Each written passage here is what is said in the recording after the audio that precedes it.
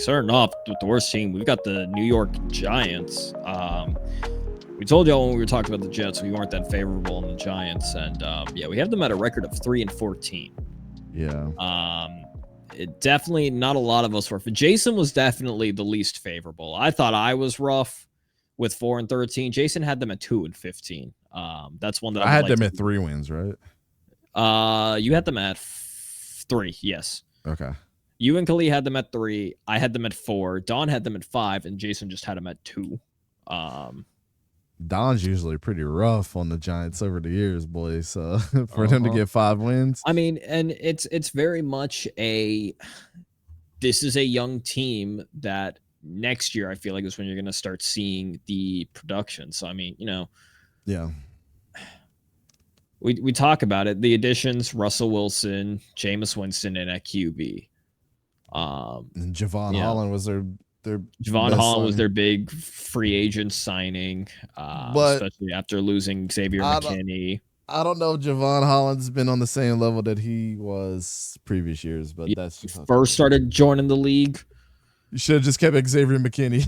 Pretty much. Wasn't Xavier McKinney less money? Hold on. Let's I think so, yes. Xavier McKinney contract. Xavier McKinney. I just want to laugh real quick.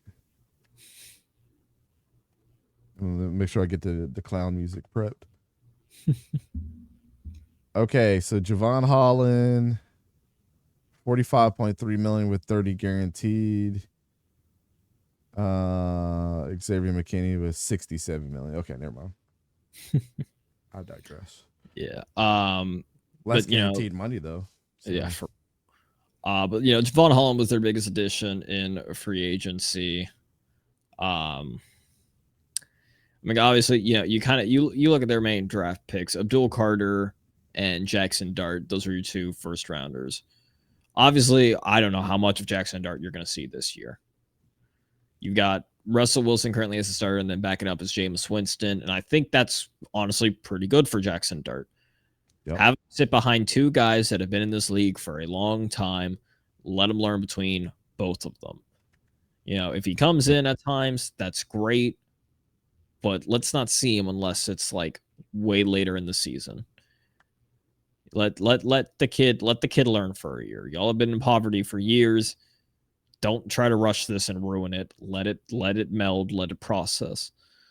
Abdul Carter, we've all had mixed feelings about him up here. But he's joining a cast that also outside of Dexter Lawrence needs to get back to their identity. Brian Burns wasn't the big addition people thought they were. Bobby 𝗕𝘂𝘀𝗶𝗶𝗲𝗀, he was good. He had that one year in 2023 where he just flashed and everybody was hoping that he stayed and he didn't. Same with Micah McFadden, Kayvon Thibodeau, who seems like he might be out after this year, especially with the addition of Abdul Carter.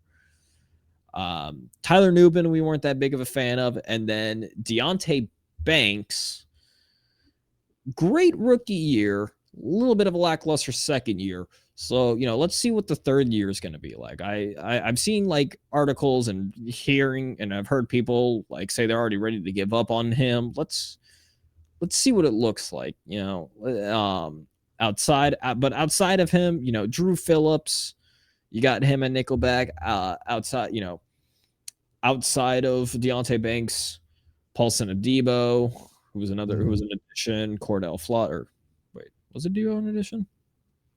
Yeah, Paulson Adebo was an addition. You got Cordell Flott as well. So, who he's also been through there. So, a lot of your young guys are there that are just kind of in the waking. Cam Skattebo, who knows really how you're going to use him with Singletary, Tyron Tracy. Granted, I think Skattebo will be able to jump Singletary pretty soon. Malik Nabers, he can stay healthy. Yeah, he came in there pretty banged up, so he did. Sky's the limit for him. Malik Nabers, you're hoping that his rookie season wasn't a flash in the pan. You've solidified your number 1 receiver. You finally got it. Now you got to give him your supporting cast. Yep. Wan'Dale Robinson, I'm still iffy on. I like Darius Slayton. I feel like that's that's been your veteran. Is this going to be the year that the Giants can finally have Jalin Hyatt unleashed, or is he just going to be another journeyman? Tight end, I feel like you're still kind of struggling with, or not struggling with, but I feel like you're still trying to find an identity for. Daniel Bellinger, he didn't really live up to it. Now you've got Theo Johnson up here. Outside of Andrew Thomas, what's your offensive line going to look like? Is moving Evan Neal to left guard going to, help boost his talent so he can live up to his draft potential?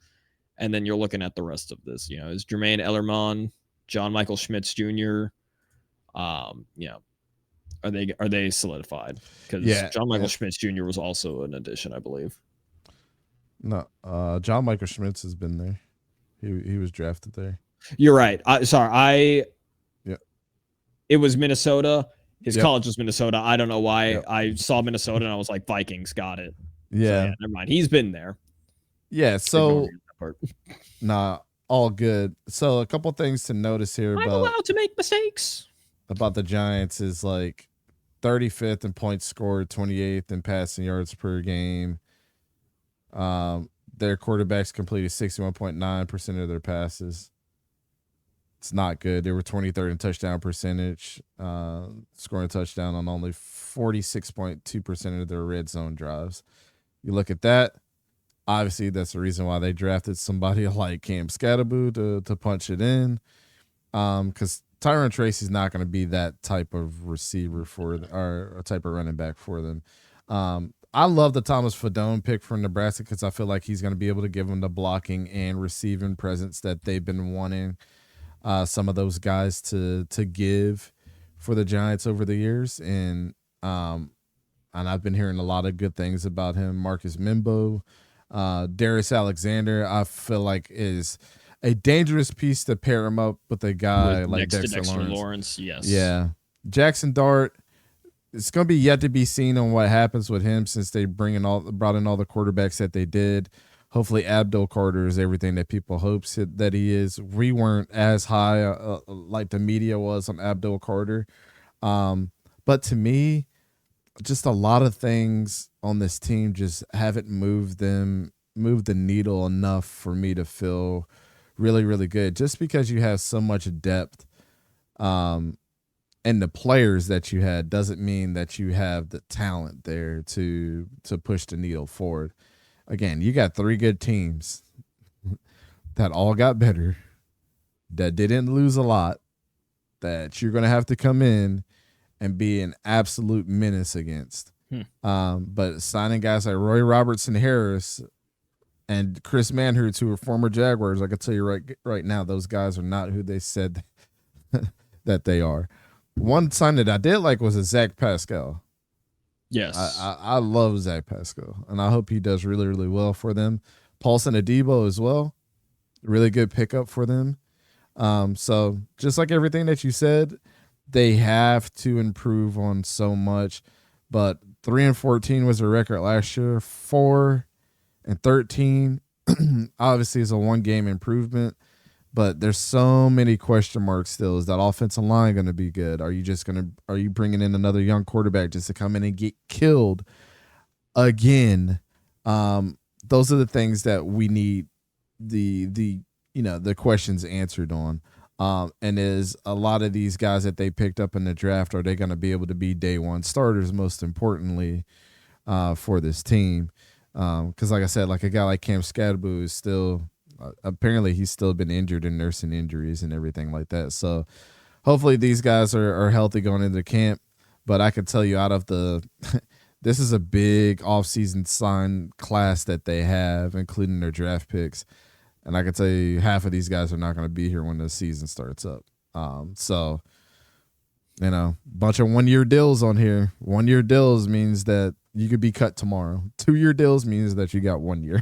We've been saying this throughout the years, and I totally believe that philosophy. So roll with Russell Wilson, get Jameis Winston in there, and then roll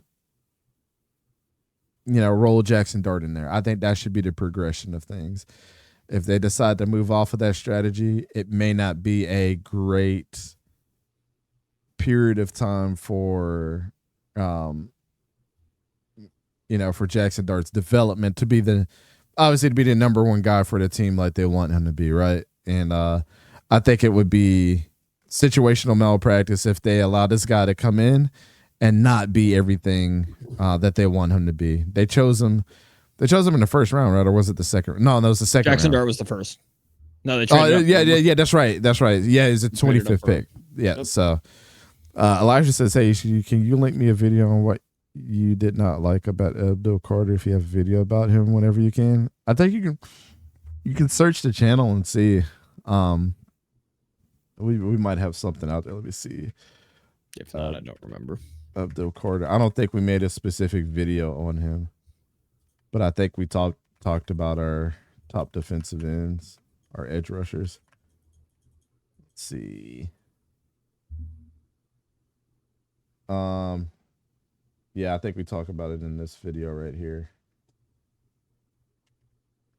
There you go. There's a link to the video.